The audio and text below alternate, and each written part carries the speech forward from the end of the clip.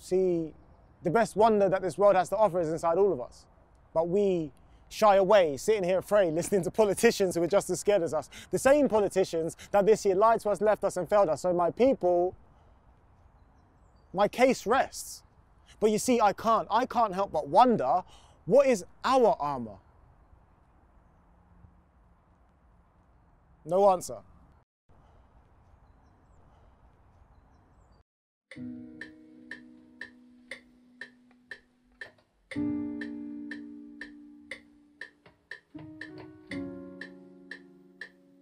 I wonder how the world reacted when man made the wheel. I wonder how the world reacted when Columbus discovered the new world, when natives were colonized over centuries. I wonder how the world reacted when they realized that the monumental Egyptian pyramids and shrines were made on the backs of Jewish slaves, but we as people still marvel. To me, spoken word is personal, it's rebellious, and it's fun. You know, you have a community of people. We learn to empathize with one another more because we first-hand hear experiences from these people in an artistic way. Spoken word poetry is needed to give perspectives on things as a way of kind of capturing experiences. There's a certain power to it when it's written about real people and real events. Poetry is, you know, a message. It's the message of whoever's writing it. We are messengers that deliver our truths. I don't need someone telling me, do this to your poetry. You know, write it like this. Because it's just what I feel, and that's all I need to really know. The spoken word poetry is something that has no limits. It's something that needs to be done. That's how I see it anyway. It's just something that it needs to be expressed.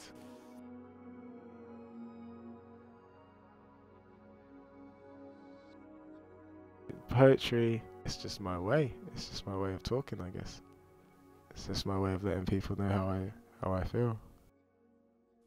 I always knew I could write. I just never, I guess, had the inspiration to write. I got caught up with what boys are supposed to do. Teenagers that are kicking ball, playing football, playing basketball, thinking about joining the army, whatever you're thinking about doing, that you think boys are supposed to do. If you feel like you need to write or you want to write, do it, because there's no reason why you can't do both. I'm kind of in a place with my writing where I just want to write. I don't want to have to write and then fit it with something all the time. But then again, I still want to be able to have a rhythm to what I'm saying. Usually I always feel good. Sometimes you feel drained because sometimes something's been waiting to be written for a while. I wonder it's to make you think. It's to make you think. I'm always questioning you. Think about the stuff that's going on in the world. No one knows what's going on. No one. Like, we can give advice through life experience, but no one knows a definitive answer of what to do, how to go about life, like what your purpose is. Like, only you will find that out through time, hopefully, but no one really knows what we're doing. We kind of just find that as we go along, kind of thing. And we're always going through different stages. It's always kind of a question to just different things that's going on in life now. If we can get to a point when maybe the police or just government officials can understand that there's nothing to be afraid of when they see people that look like me or dress like me, or there's like we're just expressing ourselves through our reality. That's all we're doing. We're just living our truth. We're liking our own things. We're not hurting anybody. Yes, there are bad people that look like me, but there's also bad people that look like you.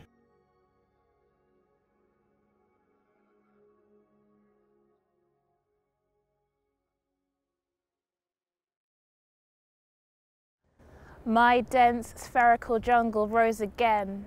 After lie deforestations, after hot comb forest fires, each strand fighting political gravity. Reaching over a self-hating climate of 100 degrees a year shone down tilted ideals through angled, slitted teeth, hissing, you should straighten it. because they couldn't wither this helix riot, unkempt, our awakening pride for circular crowns regal and light. Come see this comb-cracking resistance. Our follicles are coiled around these Eurocentric standards like boa constrictors. I struggled growing up looking at Disney princesses and images of this long flowing hair as being synonymous with beauty. Electricus is an anthem towards natural hair, towards the history behind natural hair and the pride that accompanied my journey in really learning to love my afro. Poetry for me is like a hot bath or like showering. Like, you go out into the world, you get super dirty, and like you feel all these things, and then poetry is kind of like washing and reflecting what's happened. I didn't properly start writing until I was about 14. That's when I started to think about emotions and how we feel them and how I could try and pin them down, or could try to pin them down with my words. I feel like poets are just continuously chasing feelings and trying to capture them with words. It's a really nice, raw form of expression to just be able to do that. I think the most important thing is to just allow yourself to feel and not filter those feelings.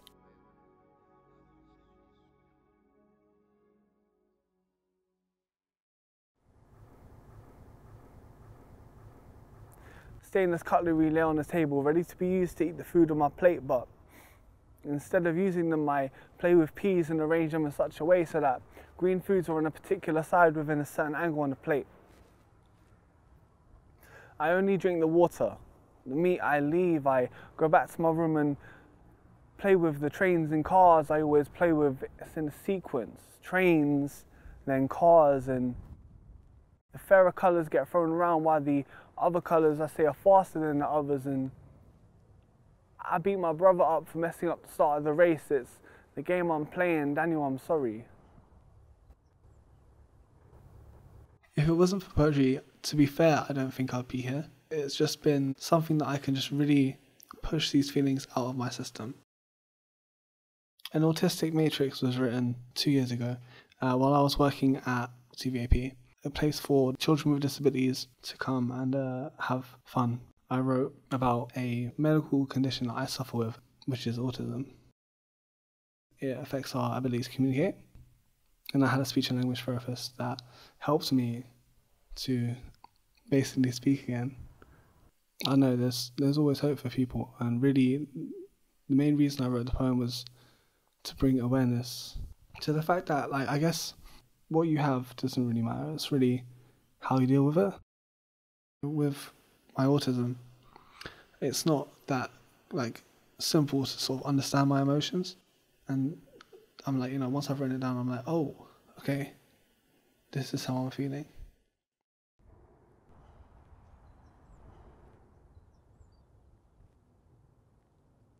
I don't think you can listen to these doctors tell you that you won't even achieve the basic reading age of a simpleton. I'm wired differently to a simple man. I'm not just simple, fam. My ability has been scientifically proven to be marginally better than most roadman. I need to stop refraining from expressing my worth. And you need to stop avoiding us, because you give us the widest berth.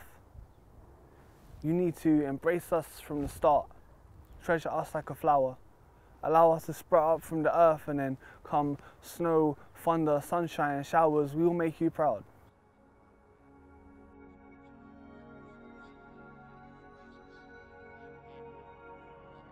When I first performed, I guess I was so nervous. I felt really vulnerable. And when I finished, it was amazing. It was like a weight had lifted off my shoulders. If I can have what I have, yet still perform this poem to however many people, I wanted it to be a wake-up call.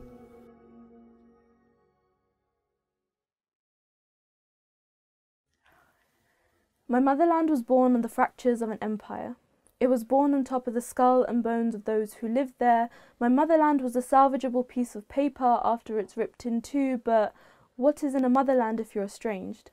A stranger here, a stranger there, too white to be brown, too brown to be white. What is in the motherland if you don't know the mother tongue? For what is use in not knowing from where you come? We get told stories from different times. What they did to my motherland is a hidden crime. So we pretend we don't know and we pretend we don't care. We remain blind to what we don't want to see, so blissfully unaware. Long division, life-lasting partition. Unsafe in your home, unsafe in the street. Your friend is your enemy, you'll never be complete. Memories can be haunting, laced in nostalgia. Would it ever leave you seeing your homeland on fire?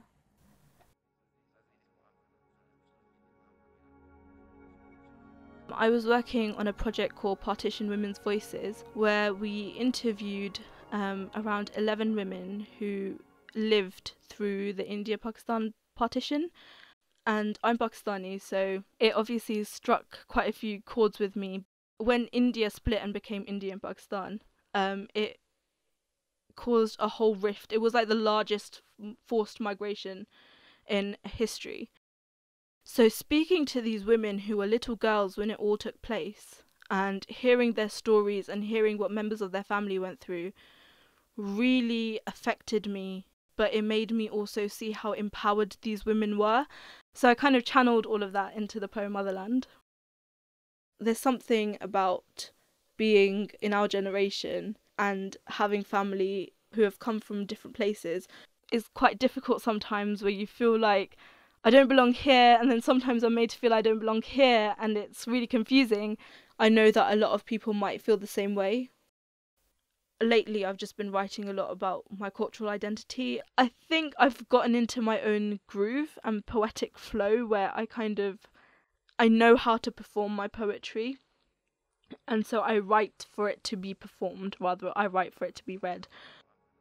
It's about listening to what I'm saying, because I have grievances and I want you to understand them. And hopefully by understanding them, you'll be able to change the way that you speak to those kind of people, or you can empathize with them more.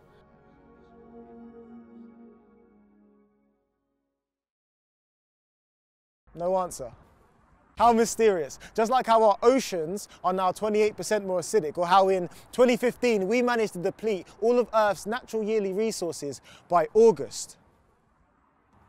I wonder how many more trees need to die before we start to choke on our own carbon dioxide. I wonder how many more soldiers need to die before families start to release weapons of mass emotions. I wonder how many more mothers need to pick out bullets lodged in their son's chest, fired by the same people who are trying to protect and serve. When will they learn that by them not being afraid, it shows that we don't have to be, that by putting on a uniform doesn't make you better?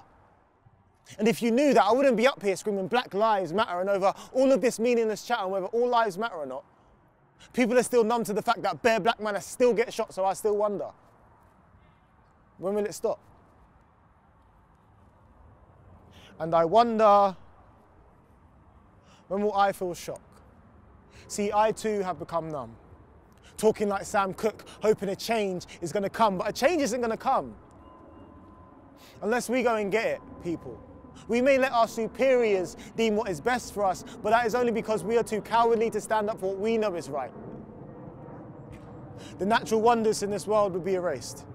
The extinction of the human race will be the biggest untold story in history, and to the remaining souls that will still roam the empty abyss in which Earth once reigned, those same souls will never, ever wonder why Earth's name was never said again.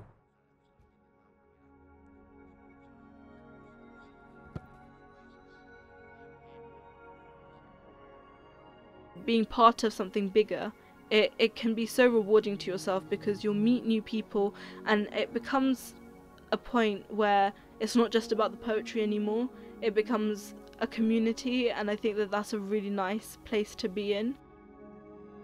What I would ideally like them to take away is some kind of new experience, a perspective that they maybe haven't heard before, or some kind of inspiration to get out there and, if they like poetry, start writing their own. I say to people that that are going through hard times, I say to them, you know, have you tried writing? Because I know how much it helps me, and yeah, it's such an amazing way for people to cope that I feel that it should be shared like that. People getting into poetry, people getting into writing, write your truth, write what's going on in your life, and if that's hard, meditate on what's going on in your life, and then hopefully it will just come.